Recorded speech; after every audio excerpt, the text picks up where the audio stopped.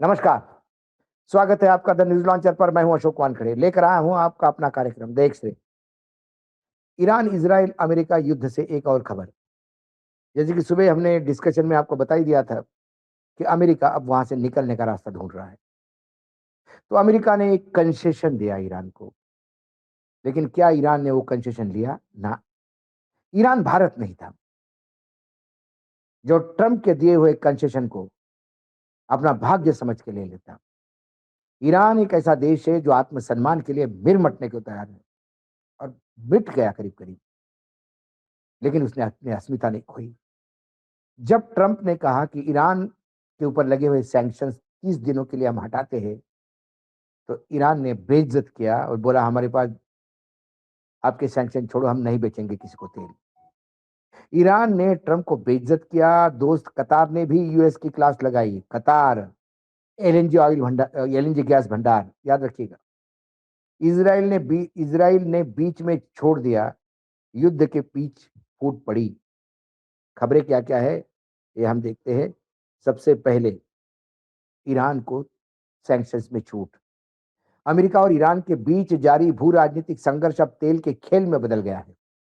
हाल ही में Donald Trump प्रशासन ने ईरानी तेल पर लगी पाबंदियों को 30 दिन की ढील देने का फैसला किया, लेकिन ईरान ने इस राहत को पूरी तरह से आईना दिखा दिया। ईरान के तेल मंत्रालय ने स्पष्ट किया कि उनके पास समुद्र में फंसा हुआ या निर्यात के लिए कोई अतिरिक्त तेल उपलब्ध नहीं है। अमेरिकी ट्रेजरी सेक्रेटरी स्कॉट बेसेंट ने घोषणा की थी कि 20 मार्च से 19 अप्रैल 2026 तक ईरान के उस तेल को बेचा जा सकता है जो वर्तमान में समुद्र जहाज पर भरा हुआ है। अमेरिका का अनुमान है कि इस छूट से लगभग 14 करोड़ बैरल तेल विश्व बाजार में आ सकता है। वॉशिंगटन का मुख्य उद्देश्य बाजार में तेल पूर्ति आपूर्ति बढ़ाकर वैश्विक जो कीमतें बढ़ी है उसको नीचे लाने का प्रयास था, ताकि अमेरिका के भीतर भी महंगाई पर कहीं न कहीं फुल स्टॉप लगे।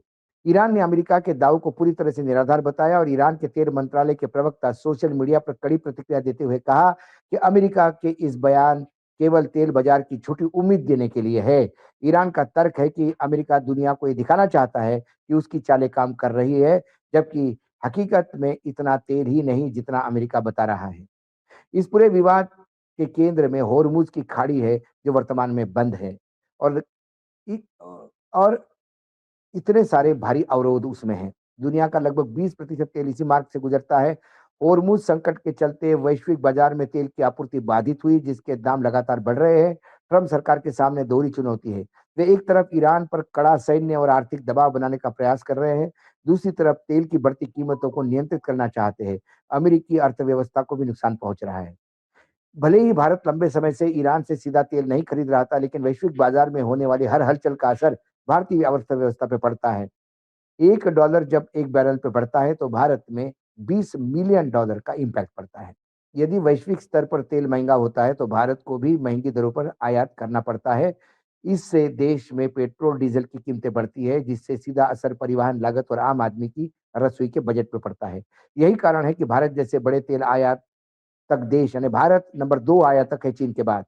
इस अमेरिका-ईरान के तेल युद्ध पर पैनी नज़र रखे हुए है। कोई पैनी नज़र नहीं है, हम बस अपनी मजबूरी में चुपचाप बैठे हैं, जो भी आता है सींग मार के चला जाता है। कुल मिलाकर ये मामला केवल तेल खरीदी और बिक्री का नहीं, बल्कि एक बड़े रणनीतिक का खेल है, जहाँ दोनों देशों ने अपने-अपने फ़ायदे के लिए बयानबाज़ी की है। ये तो है तेल का खेल, जहाँ ईरान ने अमेरिका को बता दिया कि तुम सैंक्शन मत उठाओ, मैं तेल नहीं बेचूँगा। दूसरी तरफ इज़राइल इस हफ्ते साउथ पर फार्स गैस फील्ड पर हमला किया, जिसके जवाब में ईरान ने कतर, सऊदी अरब, यूएई और कुवैत के तेल और गैस के ठिकानों को निशाना बनाया। कतर एनर्जी के सीईओ सद अल काबी ने बताया कि रास लफान में हुए नुकसान को ठीक करने में 3 से 5 साल लग सकते हैं। उन्होंने कहा कि कतर को भी खतरे का अंदाजा था। इज़राइल अमेरिका की मदद से बुधवार रात दुनिया के सामने सबसे बड़े गैस फील्ड साउथ पर्स पर हमला करके ईरान को आग बबूला कर दिया। जवाबी कार्रवाई करते हुए ईरान ने कतर, सऊदी, यूएई और कुवैत के तेल और गैस ठिकानों को भारी नुकसान पहुंचाया। सबसे अधिक नुकसान कतर को हुआ। सरकारी तेल और गैस कंपनी कतर के जो मुख्य सीईओ है साद अली काबी का कहना है कि उन्होंने लगातार इसे लेकर अमेरिका को चेताया था कि आप जो कर रहे हैं उससे हमको तकलीफ होगी। साउथ पर्स पर हमले के कुछ घंटों के भीतर ही ईरान की मिसाइलों ने कतर के रास लफान इलाके में निशाना बनाया, जहां लिक्विफाइड नेचुरल गैस एलएनजी की रिफाइनरी के मुख्य ठिकाने मौजूद थे। कतर की सरकारी गैस कंपनी के अनुसार ईरान के हमले से समुद्री मार्ग से गैस आपूर्ति करने वाला दुनिया से सबसे बड़े गैस सिस्टम को भारी नुकसान पहुंचाया है। इसके प्रमुख अल-काबी ने, जो देश के ऊर्जा मंत्री भी है, कहा कि ईरान के हमले से इतना नुकसान हुआ जिसे ठीक करने में 4-5 साल लग सकते हैं। उन्होंने कहा कि पहले ही अधिकारियों और एग्जीक्यूटिव को चेताया था, अगर ईरान के तेल गैस पर हमला करोगे तो ऐसे खतरे झेलने पड़ सकते हैं। समाचार एजेंसी रॉयटर्स को दिए इंटरव्यू में काबी ने कहा कि मैं हमेशा चेतावनी देता रहा, हमारे साथ सब साझेदारी करने वाले तेल और गैस कंपनियों के अधिकारियों से बात करता रहा, अमेरिकी ऊर्जा मंत्री से बात करता रहा, ताकि उन्हें इस नतीजे के बारे में आगाह कर सकूं, कर सकूं कि हमारे नुकसान हो सकता है। कतर एनर्जी के साझेदारों में एक्सनाबेलिन और कोनोफोलिक्स जैसी बड़ी अमेरिकन ऊर्जा कंपनियां शामिल है।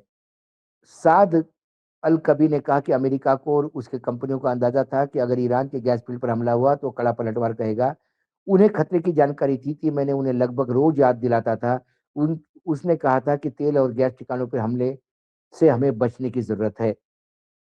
जब इस संबंध में सवाल पूछा तो व्हाइट हाउस के प्रवक्ता जो टेलर रोजर्स है, उसने रॉयटर्स को कहा, राष्ट्रपति ट्रंप और उनकी पूरी ऊर्जा टीम यह सच्चाई जानती थी।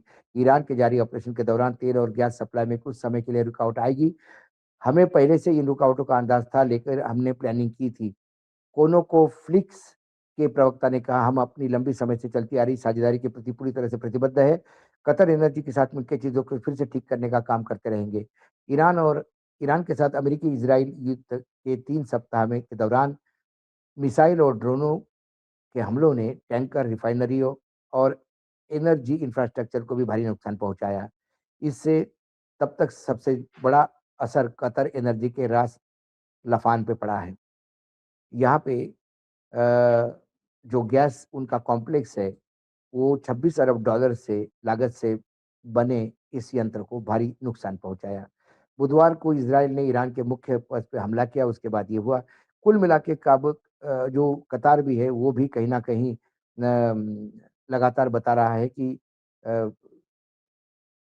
ये हमला रुक जाता यदि हम ईरान के उसके ऊपर हमले नहीं करते। कुल मिला के अमेरिका को कतार भी ठिकाने पे ले रहा है। दूसरी ओर एक खबर ये भी है कि अमेरिका, इज़राइल और ईरान के बीच शुरू हुई जंग आज 22 का दिन है। ट्रंप ने युद्ध खत्म करने पे विचार के संकेत दिए। उधर रियाद में एक और भारतीयों की मौत हो गई।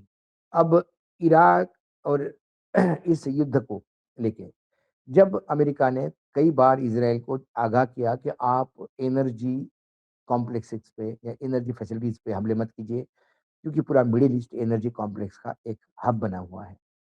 लेकिन इज़राइल नहीं माना। अब अमेरिका इससे निकलने का बात कर रहा है, क्या इज़राइल इसको निकलने देगा?